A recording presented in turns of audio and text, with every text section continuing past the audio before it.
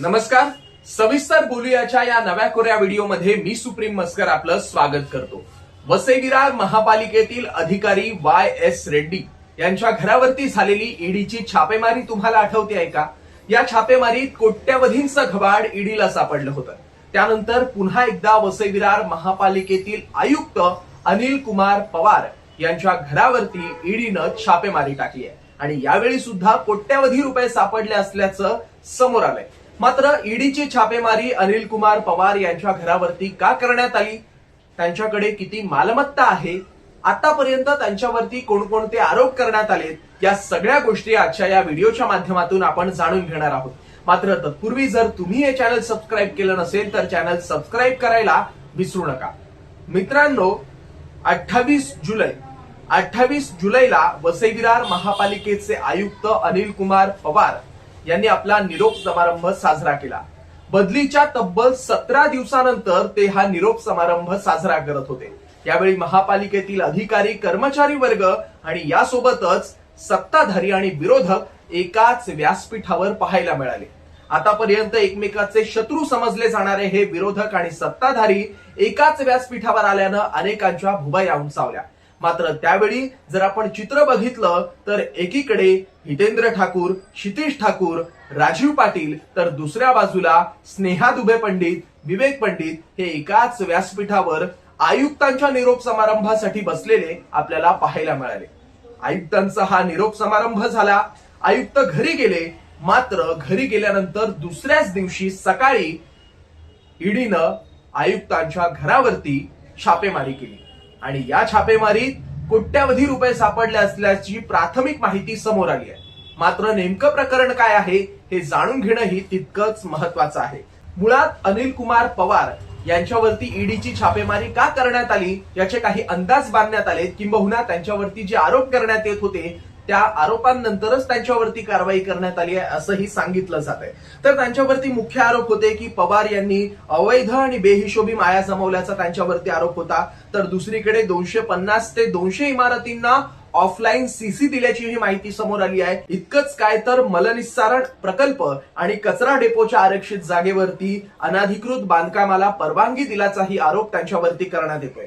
इतकंच काय तर बदलीच्या अखेरच्या दिवशी त्यांनी भरपूर फायली मंजूर केल्याचाही आरोप त्यांच्यावरती करण्यात आलाय आणि या सगळ्या प्रकरणांमुळे ईडीनं त्यांच्यावरती छापेमारी केली आहे असंही सांगण्यात येत आहे. मात्र दुसरीकडे सूत्रांच्या हवाल्यानं अनिल कुमार पवार यांची मालमत्ता किती आहे हे जेव्हा सांगण्यात आलंय तेव्हा अनेकांच्या भुवया पुन्हा एकदा उंचावल्या आहेत.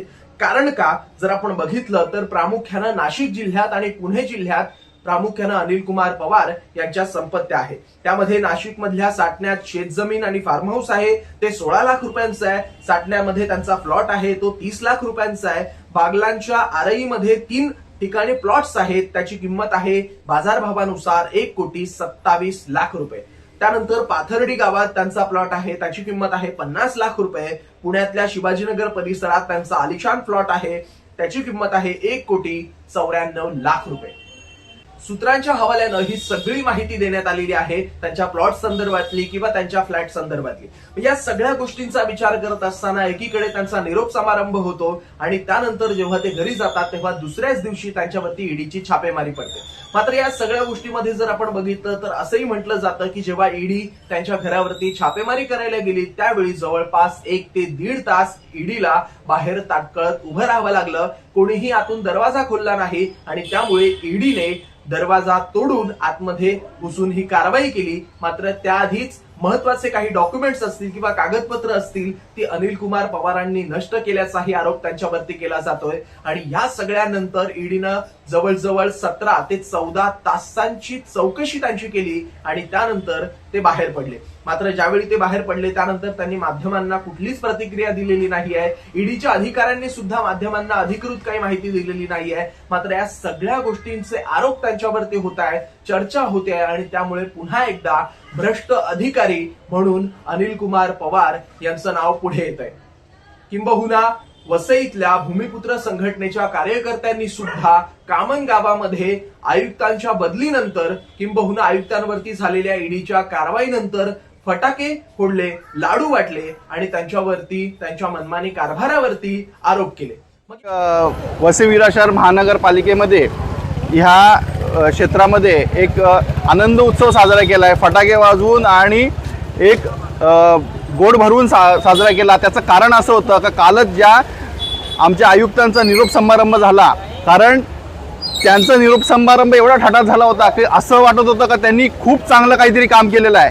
काम केलेलं असेल ते त्यांच्या दृष्टिकोनातून असेल, पण त्यांना जी सूट भेटलेली होती प्रशासन कारभारामध्ये आणि ह्या प्रशासकीय कारभारामध्ये त्यांची मनमानी चालू होती, त्याची तक्रार आम्ही त्यांची सुद्धा मुख्यमंत्र्यांना मार्च महिन्यात केलेली होती। आणि त्यांच्या ह्या 3-4 प्रॉपर्ट्या होत्या की त्यांना ह्या गिफ्ट डीडमध्ये भेटलेल्या होत्या, पण त्याची कायदेशीर पूर्तता करण्यासाठी आम्ही माननीय राज्याचे मुख्यमंत्री देवेंद्र फडणवीस यांना मार्चमध्ये दिलेलं होतं। आता नुकताच त्यांची काल निरोप समारंभ झाला, सत्कार झाला आणि आज ईडीने त्यांच्या घरावर छापे मारलेले आहेत। अक्षरशः हे अधिकारी लपून बसलेले होते, जर चोर असेल तरच लपून बसतो माणूस, म्हणून हे घाबरलेले अधिकारी जेव्हा या अशा कारवाईंना समोर जात नाही म्हणजे त्यांचं काहीतरी साठोगोटा आहे। अनिल कुमार पवारांची वसई विरार महापालिकेतून बदली करण्यात आलेली आहे, मात्र आता त्यांच्यावरती झालेली ही ईडीची कारवाई पुढे याचं काय होतं, या कारवाईतून काय निष्पन्न होतं, या सगळ्या गोष्टी पाहणं सुद्धा तितकंच महत्वाचं ठरणार आहे। कारण या कारवाईनंतर एक गोष्ट आपण लक्षात घेतली पाहिजे की याआधी सुद्धा वसई विरार महापालिकेतल्या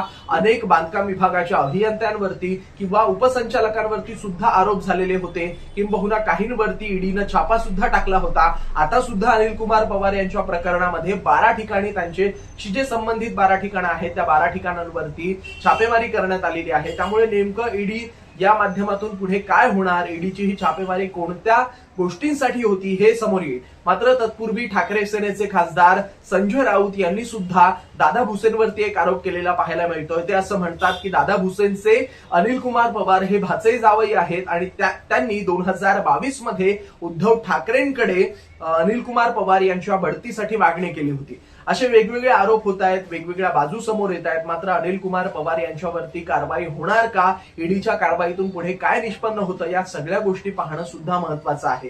तरी तुम्हाला हा व्हिडिओ कसा वाटला हे आम्हाला कमेंट करून नक्की सांगा। अशाच माहितीपूर्ण व्हिडिओसाठी सविस्तर बोलूया या युट्यूब चॅनलला सबस्क्राईब करायला विसरू नका। धन्यवाद।